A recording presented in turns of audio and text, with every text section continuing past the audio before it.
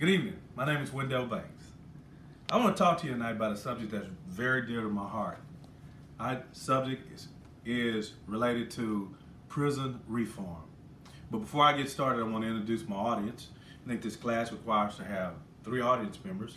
And camera person, would you come around and allow members of the audience to introduce themselves, please? How you doing? I'm Cordero Smith. And I'm Victoria Eckford. And the camera person. All right.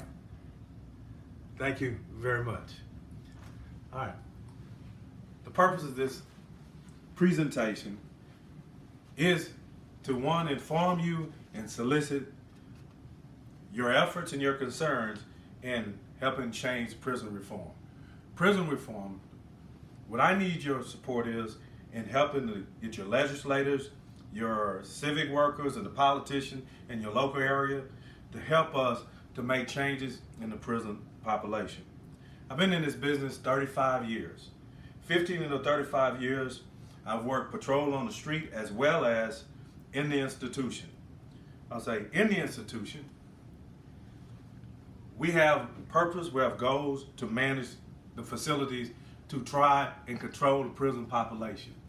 However, the prison population continued to grow. It has grown to a level that far exceeds the ability for the agencies and the institution to supply the needs of the inmates incarcerated there. In continuing this effort for reform, I am asking each of you to help us to work toward the efforts in changing the environment. First thing I want to talk about, what is prison reform? Prison reform is something that should provide the mechanism that allow inmates to matriculate through the process in a way to cause change. Inmates are going inside the institution, committing one-time offense, maybe simple offense as drugs, trafficking, as other issues of that nature, and they're coming out hardcore criminals. Our prisons are inducing crimes. What is prison reform? Prison reform is clear. It's a change in the way we incarcerate citizens in the United States of America. What is reform?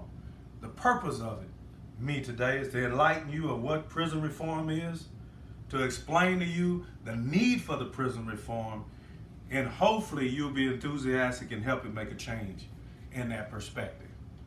All right. Given the grueling census in our population of gang-related crimes, of hardcore criminals, and our prison population being the inability to address the needs, we need change. We need something in place that will help to motivate inmates and the people incarcerated in prison to change their values in life. No more we should allow inmates to go in prison being a light criminal and come out being a hardcore criminal. No more we should allow criminals to go in prison to commit an offense, one of nonviolent offense, and come out of hardcore prison. Inmates are forced to participate in gang activities. Inmates forced to participate in drug trafficking. Inmates are learning how to do this at an astounding level. So when they get out, they come in with no education, some with no high school diploma, some with no college, but they come out with master degrees in criminology. They come out with doctoral degrees in being murderers, killers, dope dealers, pimps, and all types of hardcore prison. So what we need to do is to convince our legislators to make a change. The changes are looming all over the country. All over the world, changes are being made. But right here in the United States of America, our prison population is larger than anywhere else in this country. Right here in the United States of America, our prison population is the most hardcore population in the world. Our return to prison rate is higher in America than anywhere in this country. So how do we make change? We make change by changing the laws that affect the prison. How do we make change? We change it by changing the mindset from warehousing offenders and just throwing away the key to developing programs to give them education, give them trades, to give them the tools they need to stay out of prison and live a valued life. How do we make change? We motivate them to value freedom. We motivate them to value a hard day's work. We motivate them to do the things it takes to stay in the free world and not return to prison. The glamorous of being a hardcore prisoner, the glamorous of being a hardcore criminal is what motivates most young folks to return to prison. So I'm asking you today, I'm asking you, call your legislators.